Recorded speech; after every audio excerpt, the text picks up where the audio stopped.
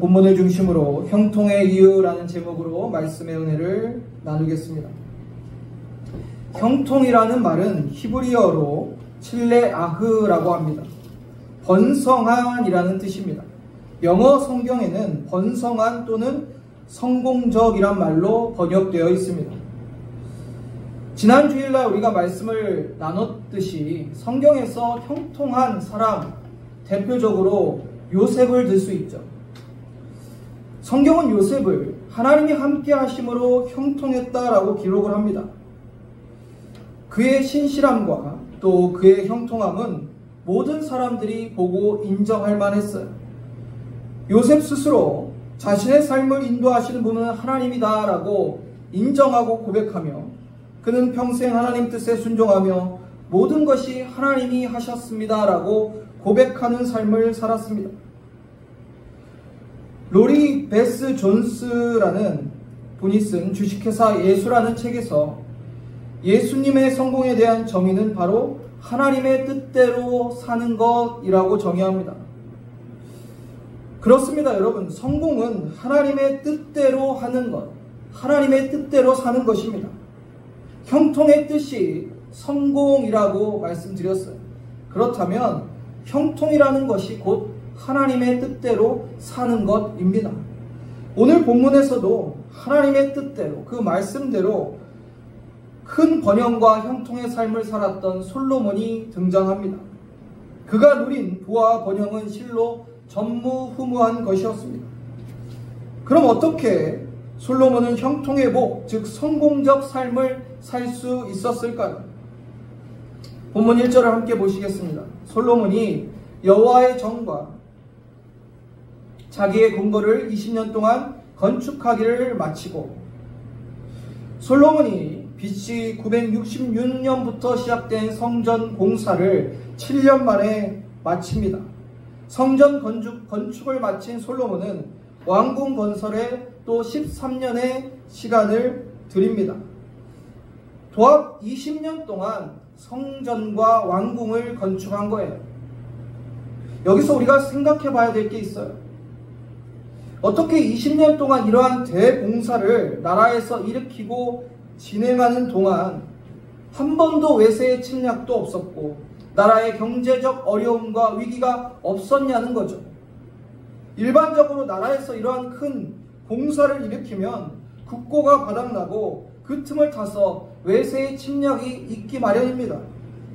그런데 솔로몬의 치세에 이 성전과 왕궁을 건축하는데 온 나라가 힘을 쏟았음에도 나라는 더욱 부강해지고 안정과 번영을 누렸어요.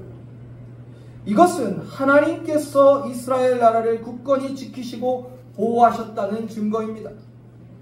솔로몬 왕국의 차별성을 잘 보여주는 거죠. 세속국가와 솔로몬 왕국은 분명히 달랐습니다. 솔로몬 왕국은 하나님의 언약 안에 있었던 나라였기 때문입니다. 솔로몬은 하나님의 말씀과 그 뜻에 따라서 성전을 건축하고 순종했어요. 그런 솔로몬에게 하나님께서는 나라의 안녕과 평안, 부와 명예까지 모두 주셨습니다. 본문 2절부터 성전과 왕국 건축 이후에 솔로몬이 나라의 기반과 또 그 내실이 더욱 튼튼해지는 구체적인 내용이 담겨 있습니다. 본문 2절을 보시면 후람이 솔로몬에게 되돌려준 성읍들을 솔로몬이 건축하여 이스라엘 자손에게 거기에 거주하게 하니라. 후람 왕이 이방의 왕이었죠. 성전 건축을 돕습니다. 그 대가로 성읍을 받았는데 그 왕이 다시 그 성읍을 솔로몬 왕에게 돌려준 거예요. 그리고 솔로몬은 그곳을 재건해서 이스라엘 백성들을 살게 합니다. 또 3절 4절을 보면 솔로몬이 가서 하맛소바를 쳐서 점령하고 또 광야에서 다드모를 건축하고 하맛에서 모든 국고성들을 건축하고, 솔로몬은 또 북쪽 하맛소바를 점령하고 그곳에 국고성을 세웁니다. 국고성은 국가에 필요한 물품들을 저장하는 곳이었어요. 또 다드몰은 종려라는 뜻으로 시리아 광야에 세워진 성읍입니다. 이 지역은 유브라데강 상류의 중간 지역으로 전략상 요충지였어요. 그러니까 솔로몬은 지금 후람 왕에게 돌려받은 그 성읍을 재건하고 백성들이 살게 하고, 북쪽으로는 하맛소바를 점령하고 또 다드모를 건축하고 그 영토와 그 치세를 넓혀가고 있는 것입니다. 이처럼 이방 지역의 성읍들, 또 하맛의 국고성을 지었다는 기록으로 보았을 때 솔로몬의 영토가 팔레스타인 지경을 넘어 변방까지 이르렀다는 것을 우리는 확인할 수 있습니다. 또 하맛과 다드모를 점령했다는 것은 메소포타미아 무역을 위한 길을 확보했다는 것을 의미합니다. 이러한 성읍들 점령하고 또 중요한 요충지를 확보한 것은 솔로몬 왕국의 번영에 좋은 계기가 될 수 있었습니다. 그리고 솔로몬은 경제력뿐만 아니라 국방력도 튼튼히 하였습니다. 5절을 보시면 또 윗벳호론과 아랫벳호론을 건축하되 성벽과 문과 문빗장이 있게 하여 견고한 성읍을 만들고, 또 6절을 보시면 또 바알락과 자기에 있는 모든 국고성들과 모든 병거성들과 마병의 성들을 건축하고, 솔로몬이 또 예루살렘과 레바논과 그가 다스리던 온 땅에 건축하고자 하던 것을 다 건축하니라. 솔로몬 영토 내 국고성, 병거성을 건축함으로 국방을 튼튼히 했습니다. 병거성은요, 수레를 보관하는, 전투용 수레를 보관하는 성이었어요. 마병성은 기병대의 성이었습니다. 병거와 마병은 당시에 최고의 국방의 힘을 자랑하는 상징이었어요. 병거와 마병이 있다는 것은 국방력이 매우 강하다는 것을 의미합니다. 이처럼 솔로몬은 경제 및 국방, 또 모든 주변국에서 모든 부분에서 우위를 점하고 있었어요. 이 모든 것이 하나님의 언약 안에 있는 솔로몬과 그 나라에 대한 하나님의 축복과 또 하나님의 역사였어요. 우리 인생도 하나님의 언약 안에 살아갈 때 형통할 수가 있습니다. 여러분, 솔로몬의 형통의 이유는 늘 하나님의 언약 안에 있었고 그 언약 안에 살려고 노력했다는 거예요. 하나님과 그의 백성들은 하나님께서 성경에 언약 관계라고 비유를 합니다. 또 결혼한 아내와 남편의 관계로도 비유합니다. 우리가 결혼을 하면 아내가 남편을 믿고 따르듯이 우리가 하나님의 백성이 되었다면 우리는 언제나 하나님을 신뢰하고 믿고 따르는 거예요. 여기서 올바른 언약 관계에 있다는 것은 그 믿음이, 그 신뢰가 흔들리지 않는다는 거예요. 여러분, 하나님 외에 다른 것 의지하시는 것 있으십니까? 하나님 외에 더 사랑하는 게 있으세요? 여러분, 그게 언약 안에 있는 성도들의 모습이 아니라는 거예요. 우리가 언약 안에 있으면 이 언약 관계는 전적으로 하나님을 신뢰하는 거예요. 내가 부할 때나 가난할 때나, 내가 건강할 때나 아플 때나, 내가 문제가 있을 때나 없을 때나, 어떤 상황이라도 나는 나의 하나님을 믿습니다. 나는 하나님을 신뢰합니다. 나는 하나님만을 의지합니다. 이게 언약 백성의 모습이지, 어떤 때는 하나님 의지하고, 어떤 때는 내 힘으로 하고, 어떤 때는 돈을 의지하고, 어떤 때는 사람 의지하고, 이거 아니라는 거예요. 솔로몬이요, 그렇게 부와 명예와 그 영광을 누리려고 했던 것이 아니라 그저 하나님의 언약 안에 그 말씀 따라 그 뜻에 따라 살려고 하다 보니 자연적으로 하나님께서 그 모든 것을 더해 주신 거예요. 자신의 노력과 힘으로 될 일이 아니죠. 그 엄청난 성전 건축과 왕궁 건축을 하면서도 어떻게 나라가 점점 더 부강해지고 더 재정은 풍성해지고 국방이 더 강해지고 그러한 일이 있을 수가 있겠습니까? 아마 세계 역사상 이런 나라는 없었을 거예요. 바로 이스라엘 나라, 그리고 솔로몬 왕이 하나님의 언약 안에 있었기 때문입니다. 하나님의 언약 백성으로서 오직 하나님만을 믿고 사랑하며 그 뜻을 따라 살아가는 저와 여러분 되었으면 좋겠습니다. 이어서 본문 7절 8절을 보시면 이스라엘이 아닌 헷 족속과 아모리 족속과 브리스 족속, 히위 족속과 여부스 족속에 남아있는 모든 자, 곧 이스라엘 자손이 다 멸하지 않았으므로 그 땅에 남아있는 그들의 자손들을 솔로몬이 역군으로 삼아 오늘에 이르렀으니, 솔로몬은 가나안에 남아있던 원주민들을 역군으로 삼았고 이 일은 솔로몬이 하나님의 말씀을 따랐다는 것을 알 수가 있습니다. 그리고 레위기 25장 39절 말씀을 보면 너와 함께 있는 내 형제가 가난하게 되어 내게 몸이 팔리거든 너는 그를 종으로 부리지 말고 품꾼이나 동거인과 같이 함께 있게 하여 희년까지 너를 섬기게 하라. 그리고 본문 9절을 보면 오직 이스라엘 자손은 솔로몬이 노예로 삼아 일을 시키지 아니하였으니 그들은 군사와 지휘관의 우두머리들과 그의 병거와 마병의 지휘관들이 됨이라. 이게 무슨 말이냐면요, 그 가나안 땅의 원주민들을 역군으로 삼으라는 것도 하나님의 말씀이었고, 그 다음에 레위기에 이스라엘 동족들, 자기 민족이죠, 자기 민족을 어떻게 해요? 역군으로 동원해서 그 이방 민족들처럼 똑같이 부리지 말라는 말씀이에요. 이 구절을 보면 솔로몬이 이 말씀에도 순종하는 것이 기록되어 있어요. 성전 건축을 위해 동원된 이스라엘 사람들 33,000명 정도가 있었는데 그들을 노예처럼 종으로 부리지 않았다는 겁니다. 레위기 25장의 그 가르침, 하나님의 말씀을 그대로 순종한 거예요. 별거 아닌 것처럼 여러분 생각되지 않으셨으면 좋겠어요. 이 말씀을 지키는 게 얼마나 어려웠겠습니까? 성전을 건축하고 왕궁을 건축하면서 수많은 사람들이 동원됐을 텐데 그들을 하나하나 살피면서 이스라엘 백성이라면 그들을 노예처럼 종처럼 부리지 않고 하나님의 말씀대로 대우해 준다는 것, 왕으로서 쉽지 않은 일이었지만 그는 다 지켰다는 거예요. 솔로몬은 이처럼 하나님의 말씀 율법을 철저하게 순종하는 시세를 펼쳐 나갔다는 겁니다. 물론 솔로몬이 하나님의 말씀에 일평생 그의 모습을 봤을 때 다 순종했냐? 그렇지는 못했죠.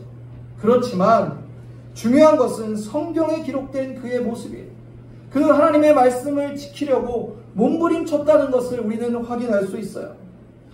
12절 13절을 보면 솔로몬이 낭실 앞에 쌓은 여호와의 제단 위에 여호와께 번제를 드리되 모세의 명령을 따라 매일의 일과대로 안식일과 초하루와 정한 절기 곧 1년의 새 절기 무교절과 칠칠절과 초막절에 드렸다. 모세의 규례대로 그 명령대로 하나님께 예배했다는 거예요.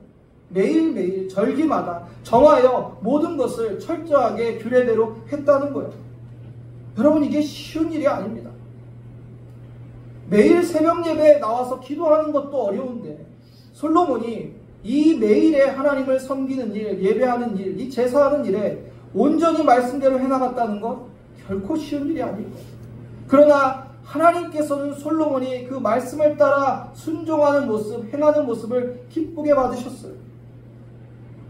여러분, 우리는 하나님의 백성이라 또 하나님의 자녀라 한다면 하나님 말씀 따라 순종하며 살아가야 될 것입니다. 내가 할 수 있는 말씀, 내가 따를 수 없는 말씀, 그런 거 없어요. 성경의 모든 말씀은 우리가 순종해야 돼요. 지키지 못할 말씀이 없어요. 제가 전에도 말씀드렸지만 예수 그리스도께서 십자가에 죽으시고 부활하시지 않으셨다면 우리가 지킬 수 없는 약속도 있겠죠. 그러나 그 대속의 은혜가 있는 한 우리가 못 지킬 약속은 없다는 거예요. 그래서 예수님께서 내가 모든 율법의 요구를 다 이루었다 말씀하십니다. 그래서 우리는 성경을 하나님 이거 우리 지킬 수 없는 말씀이에요. 할 게 없어요. 할 게.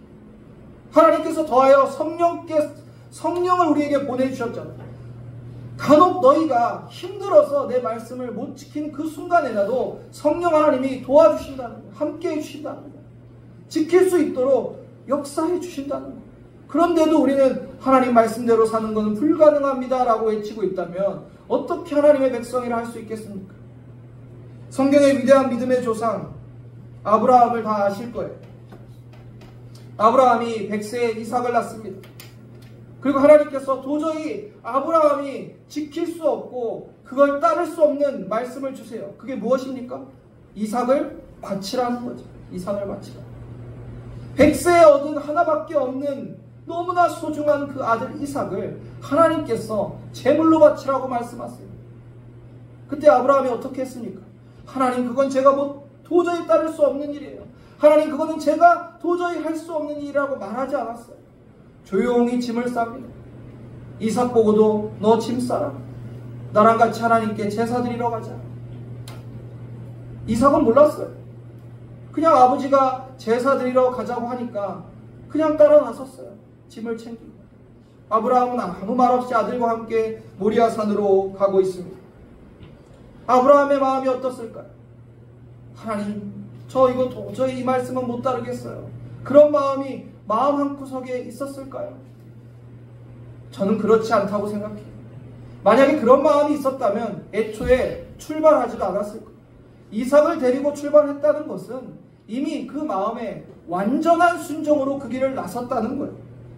그리고 산을 오르고 아브라함은 이삭을 묶고 이삭을 칼로 내려치려고 합니다. 하나님께 바치는 거죠. 그러나 하나님께서 그때 말씀하시죠. 아브라함아, 아브라함아, 이 아이에게 손을 대지 말라. 그에게 아무 일도 하지 말라. 내가 내 아들 내 독자까지도 내게 아끼지 아니하였으니 내가 이제는 내가 내 하나님을 경외하는 줄을 안다 말씀하십니다. 여러분, 아브라함이요, 앞으로 이러한 일이 있을 거다, 하나님께서 이삭을 내리칠 때 막아주실 거다, 또 양을 준비해 놓으셨을 거다, 아무것도 몰랐어요. 그런데 하나는 확실했어요. 하나님은 신실하시고 나는 절대적으로 하나님을 신뢰하고 믿는다는 거예요. 그 믿음으로 나선 길이에요. 앞으로 무슨 일이 있을지는 모르지만 설령 이삭을 데려가신다고 해도 다시 아들을 주실 하나님인 것을 믿은 거죠. 여러분, 이런 믿음이 있으십니까? 쉽게 대답이 안 나오시죠. 그러나 우린 이런 믿음이 있어야 돼요. 여러분, 하나님이 여러분의 아버지 되심을 믿으십니까? 아이를 키우다 보면요, 어린 아이들이 장난치다가 높은 곳에 올라갈 때가 있어요. 기억을 좀 오래 더듬어 보세요. 아주 어렸을 때 애들 한 3, 4살 그쯤 되면 그런 행동을 많이 합니다. 높은 곳에 막 올라가고 뛰고 막. 그럼 아빠가 깜짝 놀라서 아이한테 가서 손을 뻗으면서 아빠한테 뛰라고, 아빠가 잡아줄게. 아이는 높은 곳에서 쩔쩔매고 있는데 그 아이가 뛸까요, 안 뛸까요? 뜁니다. 자기에게 앞으로 어떠한 일이 일어날지는 모르지만 아빠를 믿는 거예요. 아빠가 팔을 벌리고 아빠를 믿고 뛰어 하면 그냥 뛰어요. 그럼 아빠가 잡아주죠. 우리에게 이러한 믿음이 있냐는 거예요.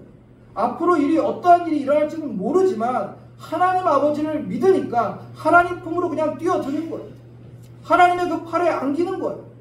무슨 일이 있을지 몰라요. 그러나 하나님은 믿으니까 우리가 하나님께 온전히 의지할 수 있는 것입니다. 그리고 먼 훗날에 이삭을 바치려 했던 그 모리아 산에 예수 그리스도께서 우리의 희생제물로 죽으십니다.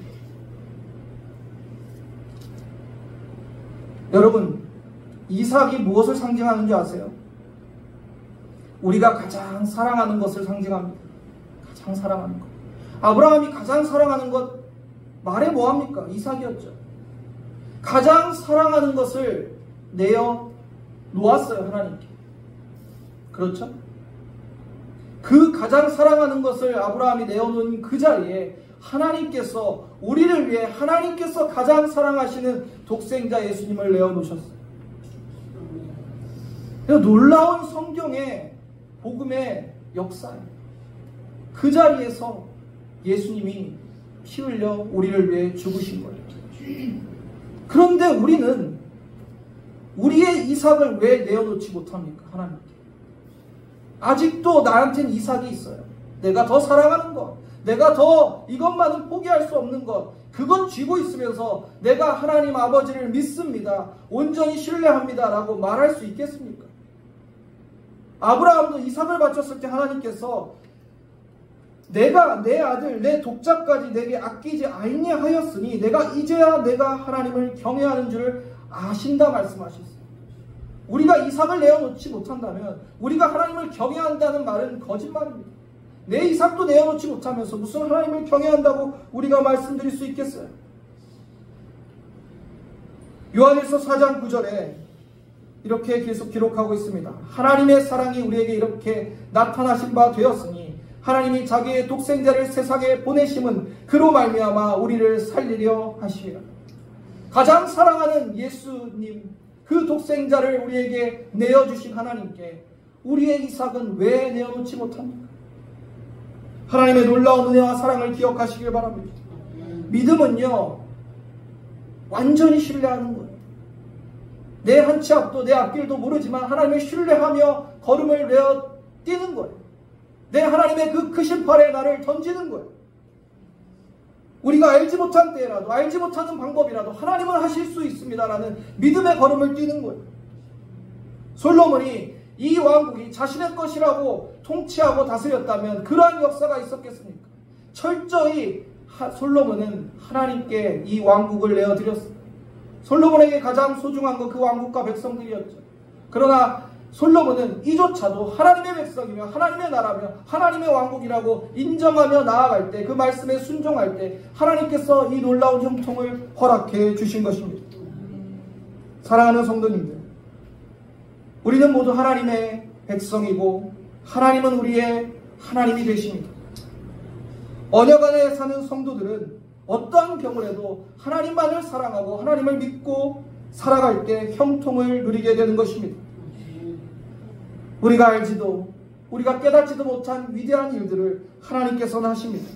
우리가 하나님을 신뢰하고 믿으며 순종할 때 여러분의 삶에 놀라운 형통의 삶이 펼쳐질 것입니다. 사랑하는 성도님들, 언약의 백성으로서 하나님 아버지를 신뢰하며 순종하여 형통의 삶을 누리시기를 주님의 이름으로 축원합니다.